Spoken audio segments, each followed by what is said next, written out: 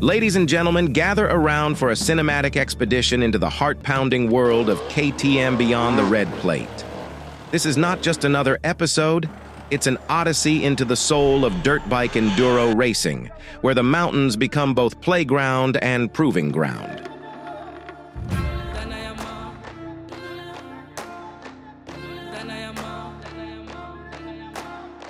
As we delve into the third chapter of our series, picture this.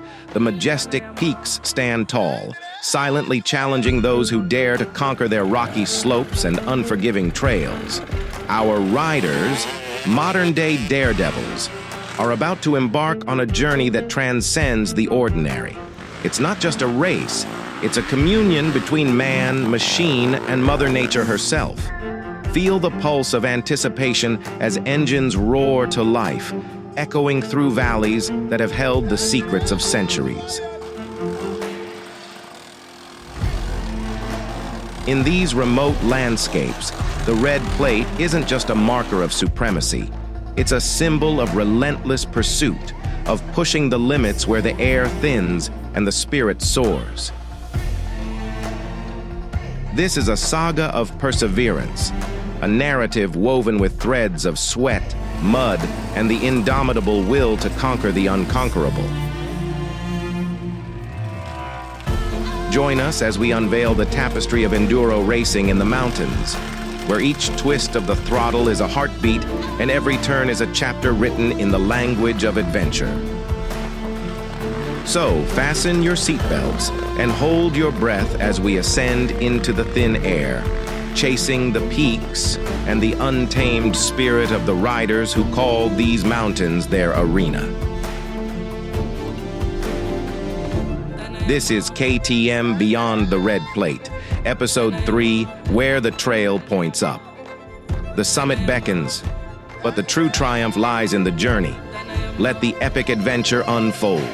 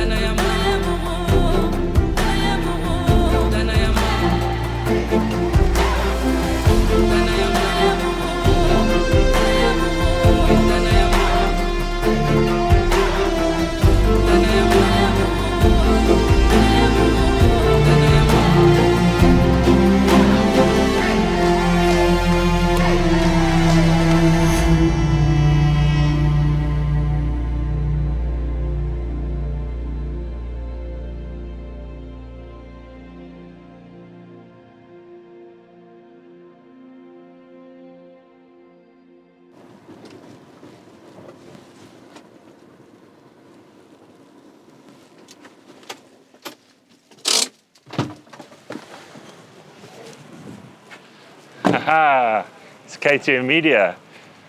Seppo, what's happening, my bro?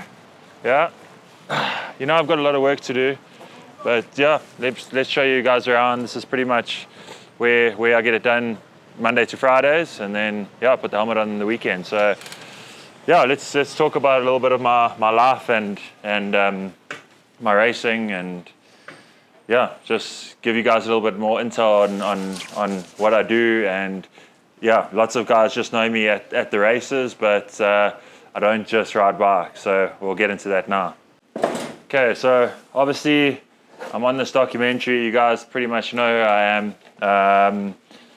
We are not the pretty boys of the KTM team. We are essentially the guys that come back, clothes all torn up, mud everywhere, bleeding, sweating, smell disgusting.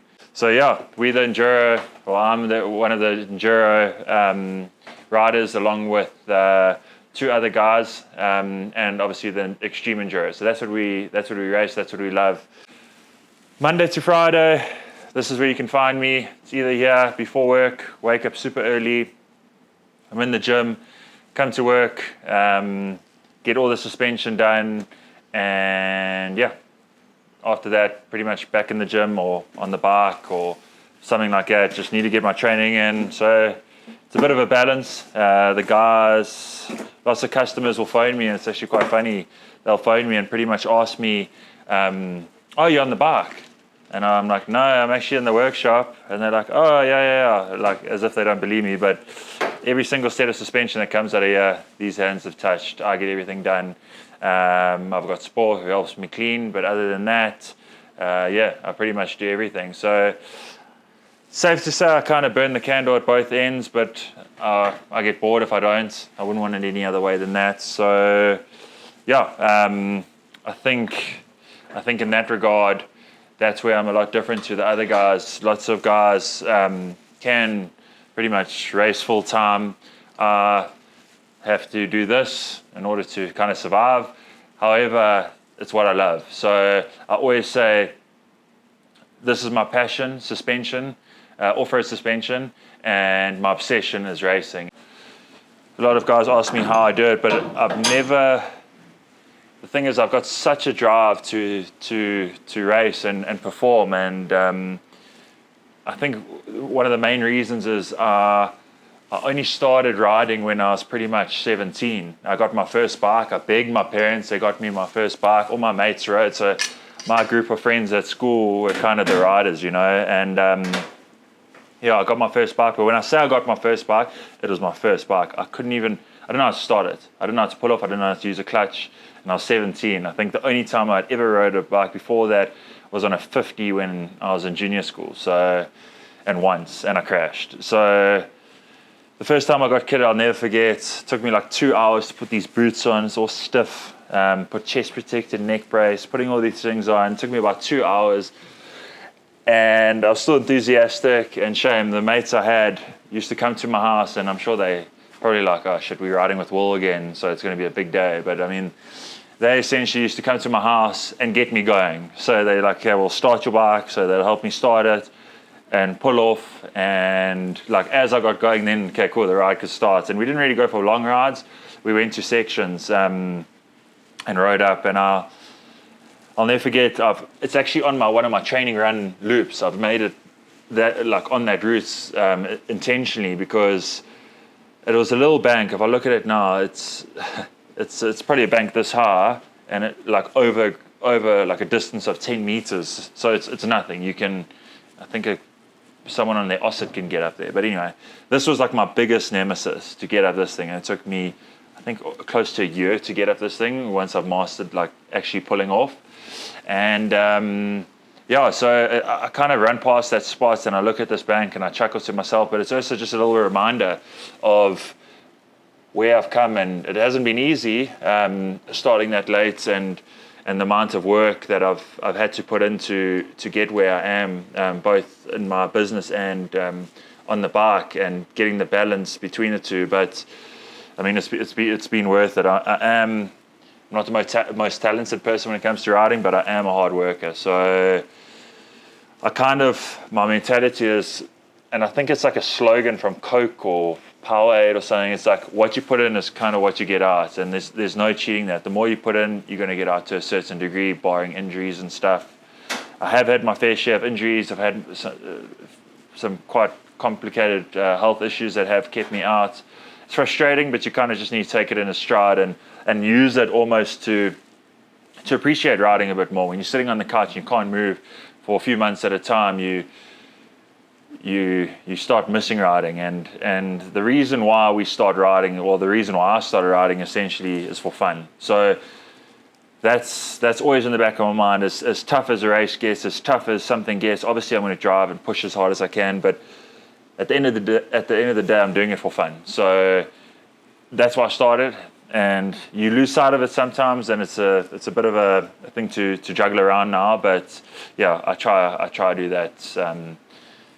But guys say I don't work. They say I just ride the whole time. I wish that was the case. Don't get me wrong. That would be sick. But unfortunately, not unfortunately, I have to work.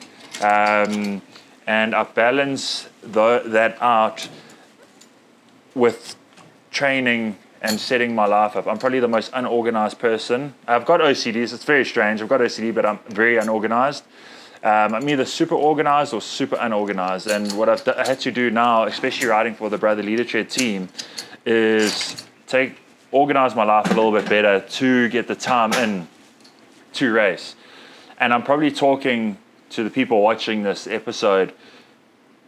Maybe 90% of the people feel that way, whether you're old. I mean, I signed my first factory contract with KTM when I was almost 30 years old. It's not the norm, but also age is just a number. It doesn't really matter. So guys working full time, I don't have commitments with children and stuff like that yet, so that's not a real thing. Other people have that, but you just need to work around whatever you've got. If you say you want to become a factory rider and you work to become a factory rider, the chances are you're going to become a factory rider. If you want to become a world champ hard enduro rider or world champ MXGP rider, and you work towards that and that's your goal, you odds are you're going to achieve it. But the problem is, it's not the problem, but the work that you have to put in, people aren't willing to do. So I dreamt of becoming a factory rider when I didn't take it too seriously, and I didn't put in the work, and it was a dream, and not one that I was willing to pursue. Whereas the longer and longer my career kind of went on, I realized that it's actually, hold on, I'm doing work. The harder I'm working, the better results I'm getting. So it's kind of easy math. You just work harder and you get better results. So put my head down, and it was only as of, I always took riding relatively seriously, but it was only as of a few, maybe 4 years ago, that something happened at a race, and one of the world's best riders had a mechanical. He still beat me at the end of the day, but I held him off for quite long, and I was like, whoa, what am I still got a lot in the tank here, you know? So from that day, I kind of just put myself forward, put myself out of my comfort zone, trained hard, not my hardest, trained hard, got better results. So then I'm like, I'm all in on this, you know. With people say, oh, you're working full time, you can't do it. I'm trying to not prove everyone wrong. I'm trying to prove myself that I can. So I'm trying to be the best suspension company in the world. I've grown this business, myself and my business partner Wayne, hugely. So that's my goal, as well as be the best rider in the world. So I believe they're both possible. I'm working as hard as I can to make that possible. And God willing, I can carry on doing that and actually achieve those goals. So yeah, that's pretty much where, as far as that goes. But yeah, it is a juggle. But break up your day into 3 sections. So you got 8 hours for sleep, 8 hours for work, and you got 8 hours to do everything else. So then those 8 hours that you got everything to do anything else, you have to divide it with spending time with the family, eating, doing whatever you need to do, and training. So there's not really an excuse. I don't have the time that the other guys have. However, the little time that I do have, I put in quality work. And luckily, my family supports me 100%. I've got KTM South Africa behind me, supporting me 100%. My girlfriend, she's behind me 100%. So I'm blessed in that regard.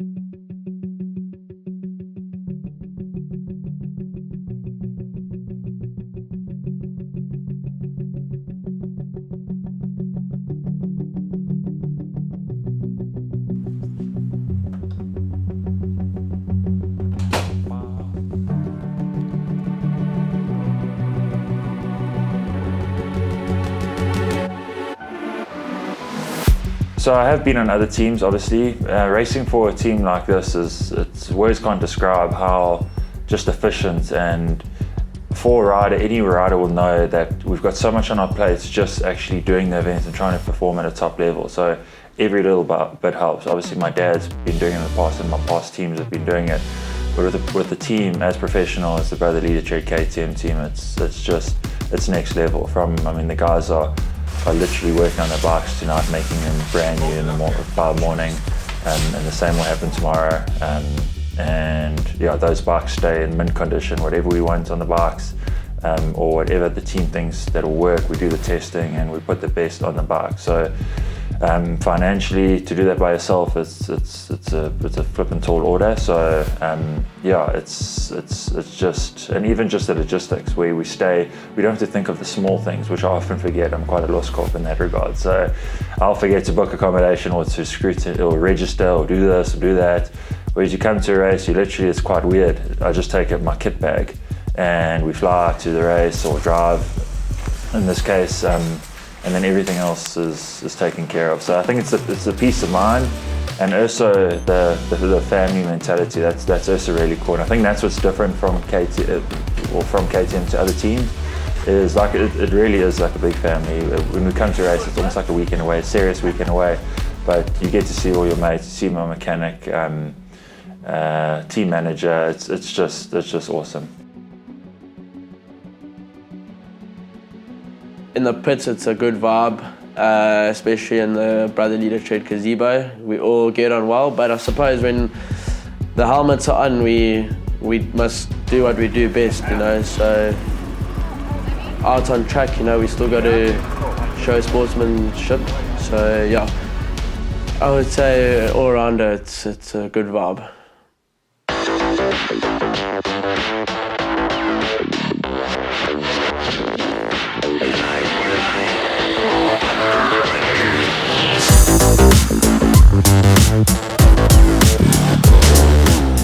So for the general public, they'll see an off-road bike on a trailer or riding through the veld, and they just label it as an off-road bike, you know. But there's many different bikes in our range. You know, we sell enduro bikes, cross-country bikes, and motocross bikes. They can all do any job that you throw at them, but they've got a specific task that they do. And for racing, it's important to choose the correct motorcycle to be competitive in that facet.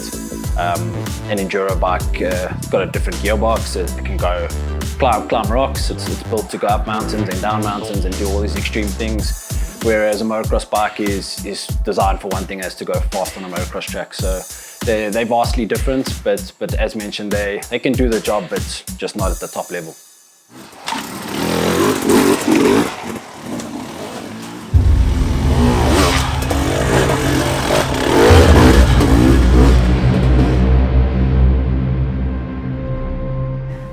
Usually I try not to think about the fact that I'm racing. So like if I'm in a tight battle with somebody, you know, going backwards and forwards, like last lap, you're coming into the finish, I'll just say, okay, I just gotta squeeze past this guy, get into the finish, you know? And you kind of got to take it lightheartedly, you know? You don't always win, obviously not. So you just gotta ride, do your best, and don't take it too seriously, and have some fun.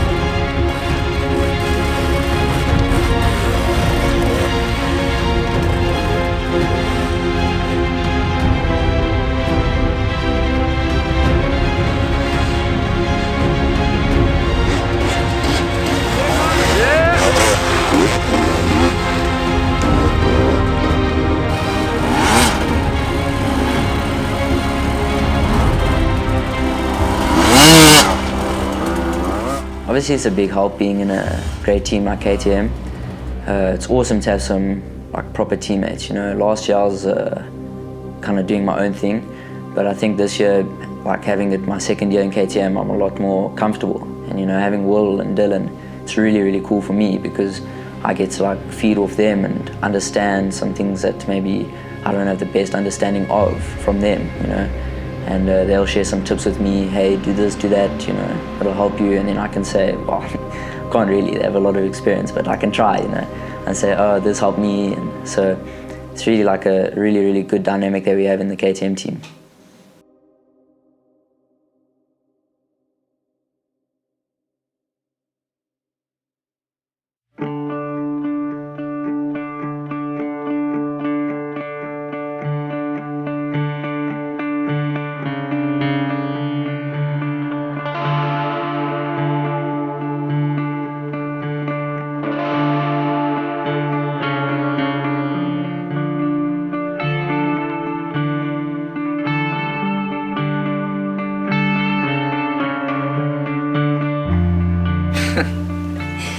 So I'm busy changing air filters, because you always got to change an air filter before you go ride. Otherwise your bike's not going to run so well. But usually after I go riding, I'll go do some fishing. I also go to boxing a lot after I ride, because then you get a double training session. Because sometimes riding isn't quite enough. It's more skills that I do here at home. So you just quickly got to change air filter, and maybe later we'll go do some fishing and have some fun.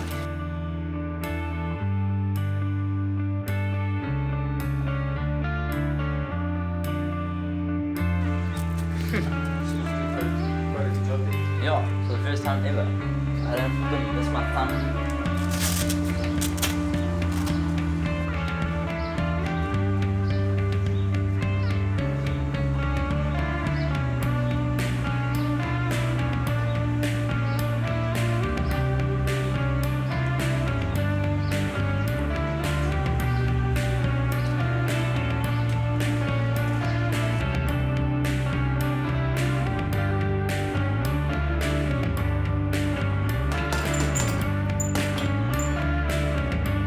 Obviously, you set goals and you achieve those goals, and you think like, okay, what's next? But it's all about like going to the next goal. You've got to like look forward. It's like, even if you win a national championship, you know, you say, okay, I've won it, now I want another one. And I want to win it like by more points, or I want to be faster. And sometimes I focus too much on one. It's usually racing. You know, like when I'm at school, I'm thinking, okay, this race is coming up, what am I going to do?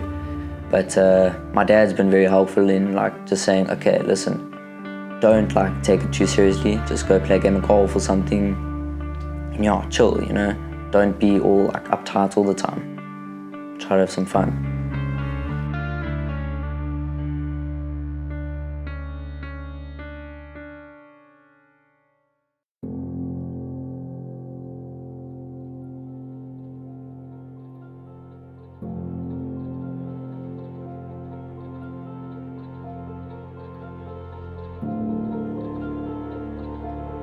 And there you have it, the final chapter in our mountain saga. As the engines hush and the dust settles, we're left with the echoes of triumph and the camaraderie etched in the alpine air.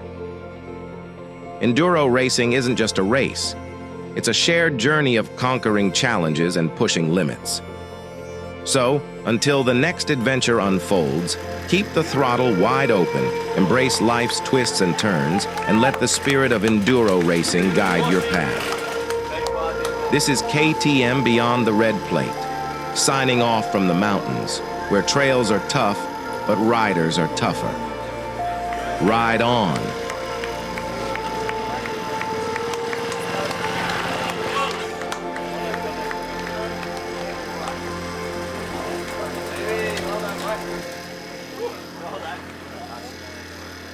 Well done.